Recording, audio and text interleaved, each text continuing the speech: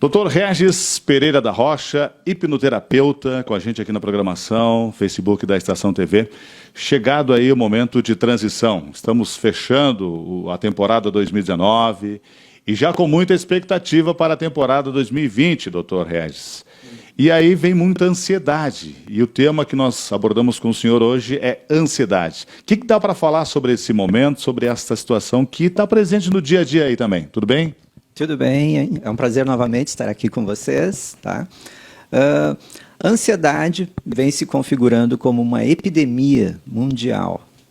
Pode-se dizer que atualmente, a cada 3 pessoas, tá, uma dessas pessoas já tem ansiedade ou vai contrair ansiedade.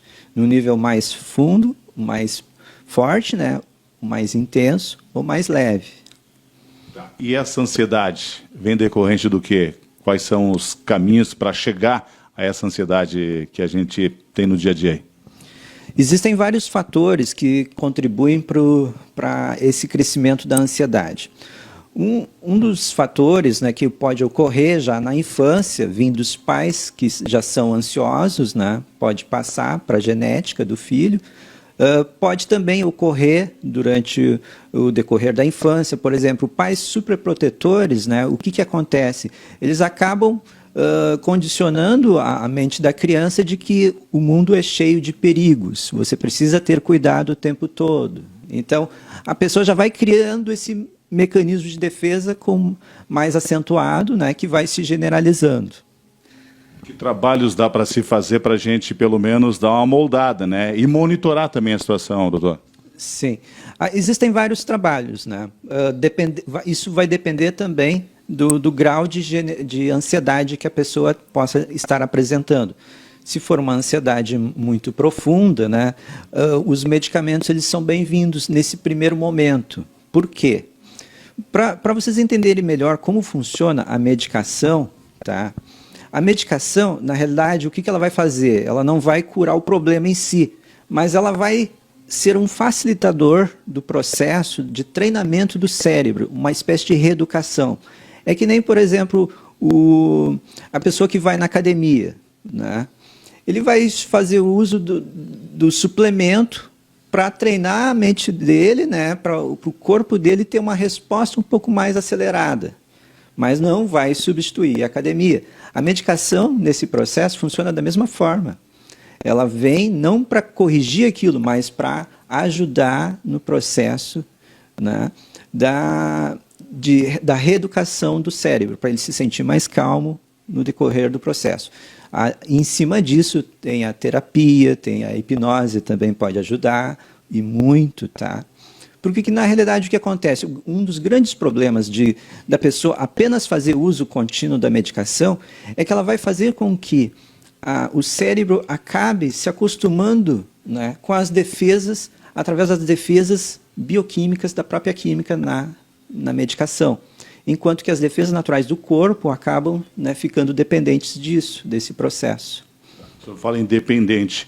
E esse que a gente tem tratado ou qualificado como umas epidemias, né, do período, do século, aí, algo parecido assim, pode levar para outro caminho? Alcoolismo, drogadição, daqui a pouquinho uma perdição pior ainda? Sim, e certamente ocorre. O que acontece?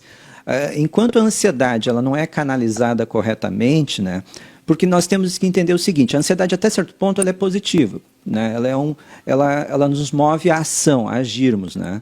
Só que quando ela ultrapassa esse ponto, ela vai se tornando negativa porque ela vai amplificando as nossas percepções.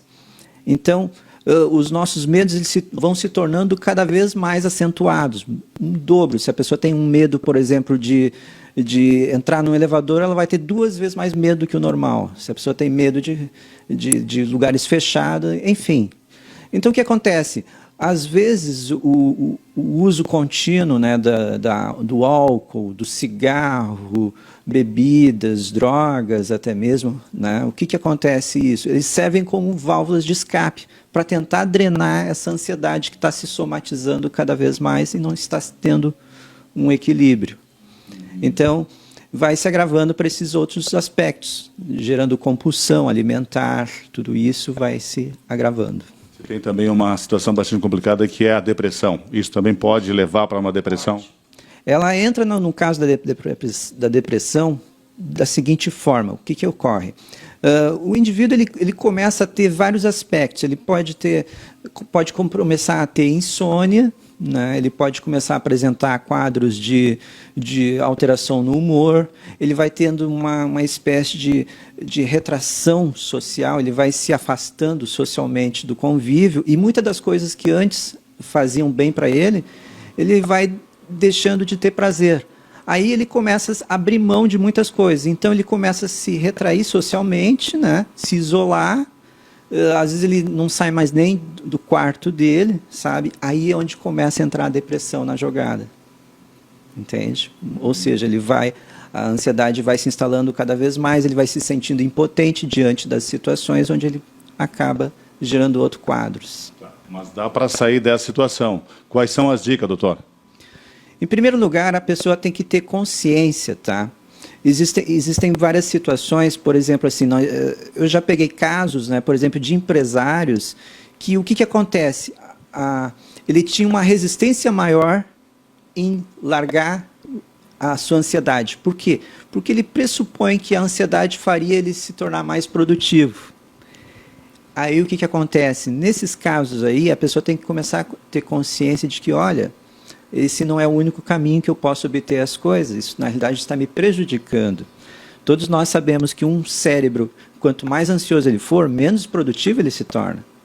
Um exemplo disso é, por exemplo, a pessoa vai fazer um concurso ou vai se preparar para uma prova, né? O que acontece? Ela, por mais que ela tenha estudado, vai chegar no momento da prova, vai dar aqueles famosos brancos. Por que isso? Porque o cérebro não vai oxigenar corretamente, então vai acentuar a ansiedade e vai dar os brancos. Saiu daquele ambiente da prova, começa a vir pipocar as respostas. Por quê? Porque diminuiu o nível de ansiedade.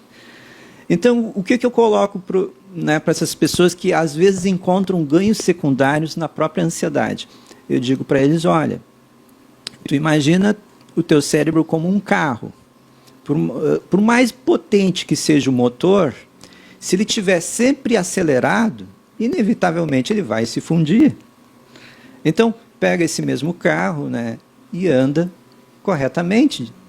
Baixa a guarda de vez em quando, diminui a aceleração. Ele vai muito mais longe. E tu vai conservar a tua saúde.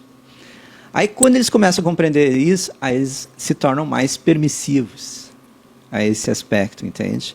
Então, assim, a primeira coisa é a pessoa se conscientizar. O que está acontecendo na minha vida atualmente que está me gerando ansiedade? Eu preciso realmente ser o tempo todo assim? Será que não tem coisas que eu posso abrir mão? Entende? Quanto mais controle a pessoa querer ter sobre o seu meio externo, mais ela vai ficar dependente desse mecanismo. Dá um recado aí que a gente possa passar para o pessoal que nos assiste aqui, né? O que dá para passar de mensagem, doutor? Bom, em primeiro lugar, assim, ó, é normal que todo fim do ano, sabe, as pessoas começam a olhar para a sua vida e fazer uma reflexão. Esse ano vai ser diferente. Eu prometo que vou fazer isso, eu prometo que vou fazer aquilo, sabe, todo ano é a mesma coisa. Só que passa ano e decorre ano e a mesma coisa não acontece. Ou seja, ela está repetindo o mesmo padrão emocional. Então, uma coisa que eu digo para vocês, olhem para esse ano, né, no terminar do ano, e não pensem em fazer coisas novas, mas sim reavaliar as suas atitudes no decorrer do ano e o que ficou faltando, que poderia ser feito, né, melhor. Mas não no sentido de fazer propostas novas, mas sim corrigir o que está errado. Ou seja, uma reciclagem, uma ressignificação da sua história, né? Isso é o mais importante, porque um dos fatores que mais geram ansiedade é o medo do não, o medo da reprovação. Uma coisa que eu ensino, né, para as pessoas, né, as pessoas não têm que ficarem sempre preparadas para o Sim. Elas têm que saber também o não. Porque, na realidade, a ansiedade ela é muito alimentada do não. Aliás, quanto mais medo você tem, mais ansiedade você gera em si próprio. E ela se realimenta o tempo todo disso. Então, isso vai se tornando um caos. Por que gera o pânico? De onde é que vem o pânico? É justamente disso. É um medo irracional que ele é super amplificado e onde começa a acionar as defesas do corpo. A pessoa sente sudorese, falta de ar, né? O que acontece? A pessoa quer evitar aquele momento o tempo todo. E a ansiedade vai gerando o pânico. Mas dá para desamplificar, né? É só querer, sim, só se regrar. Boas festas, que 2020 nós possamos ter a sua participação aqui na programação, né? Sempre falando dos cuidados, enfim, do regramento da nossa vida para o dia a dia. Boas festas, doutor. Obrigado, um abraço a todos, uma ótima festa a todos também. E você?